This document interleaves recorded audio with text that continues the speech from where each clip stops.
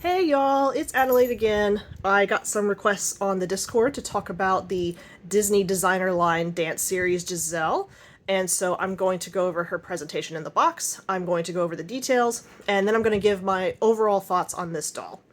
So, as we all know, when the Disney Designer Dance Series was announced, this picture of Giselle was released and the world went mad. The reason everyone was so excited is because this is the first of the 3 limited edition dolls they've made of Giselle that was available on the Disney Store to the general public as opposed to a D23 convention exclusive. And unfortunately, Disney vastly underestimated how desirable and coveted she would be, and she sold out in only 20 minutes in the US and was very difficult to get in the EU. So I'm so sorry for everybody who had trouble. I really hope you're able to get your hands on her one day because she is quite a beautiful doll. So let's talk about the box. The box is the round stage box that we have come to be familiar with for this line. The background is very painterly, lots of greens, blues, and yellows, but then accents of pinks, which coordinates beautifully with her dress, and the green in the background definitely makes her pop. She looks beautiful in this box, and that's part of the reason why, even though I'm usually a deboxer, I have left her and will leave the other dance series dolls in the box. So if she can convert a deboxer like me, I say that says something. So we'll look at her face sculpt. In my opinion, this is pretty accurate to the movie, the animated Giselle face sculpt. She has some soft pink blush and some very vibrant pink lips, very bright blue eyes. They really jump out at you.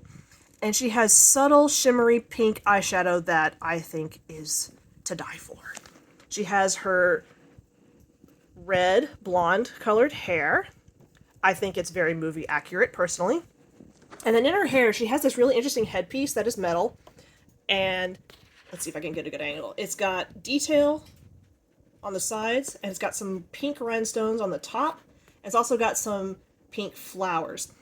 I am not sure what the piece is supposed to be. I don't know where they came up with the idea for it, but it's interesting. I could take it or leave it, but it's an interesting choice. And then we have the amazing dress. So many beautiful shades of pink, lots of different materials. I really think they went all out with this one. So it is an off-the-shoulder dress, and the pink part here is, I'm not sure what that is. I thought it was satin, but I'm not sure. But it has this really pretty gold embroidery accent. It has a little bit of a darker pink kind of ruffle underneath, and then the bodice is a kind of in the middle of the two colors. She has some very pale pink off-the-shoulder sleeves with a matching ruffle, and if you look behind her, she's also got it's like a swoop like this that connects behind each side of the sleeve. You can't really see it unless she's out of the box, but it goes down to I think about here. She's got these cute little, really well made, in my opinion, roses on each point of her peplum, and then she's got a satin ribbon that hangs down and is secured to the dress. And under each rose, she has a ribbon as well. She's also got little fabric butterflies scattered throughout the design, which I love. She's got this very silky, pretty, shiny satin pink skirt with embroidery, rhinestones, and butterflies on it. And then she's got this kind of raw silk feel, very light pink layer underneath. She has no crinoline, but thankfully she also has no tissue paper, so that's a win. And then she also has these amazing tights. It's got gold embroidery with rhinestones of little butterflies.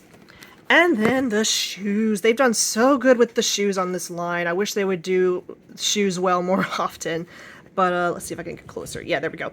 So they are kind of an iridescent, super pale pink. And this is actually the heel. It's on the side of the shoe, but this is meant to be the heel. If you look at the other one... Oh, I can't get a good angle. But if you were to take a good look at it, there's no other heel back here supporting the back of her foot. So these shoes are not realistic, but they don't need to be. They are adorable. Now, the last thing I wanted to talk about was my one kind of complaint about the doll, which is the train. If you take her out of the box, the train would probably go, based on pictures I've seen, about here maybe. And on the left side, you see this seam right here? is the middle of the train. And on this side, there is embroidery, rhinestones, and butterflies. But on the other side, there's nothing. And that has been a complaint for quite a while. I don't have any of the like old school Disney dolls, but from what I've heard of people who do, it would have been a no-brainer that the embroidery would have gone all the way around. And it does feel like, especially these days, they definitely favor in-box collectors over out-of-box collectors. Sorry. And as an out-of-box collector, that hurts my heart a little bit. I get it, but it does hurt my heart somewhat. But if that's something that's going to drive you crazy if you choose to take her out of the box, then you might want to reconsider before you pay the upcharge for the resale price. Overall, though, I think this is a doll worth having, especially if you like Giselle, but even if you don't, because I think the presentation is top-notch. The color palette is beautiful. She really stands out, and I love her pose so much. She has such a serene and beautiful but bright face, and I think she's a nice addition to any collector. And if you have any questions or if you would like me to show more photos, please let me know. Otherwise, I'll see you next time. Bye!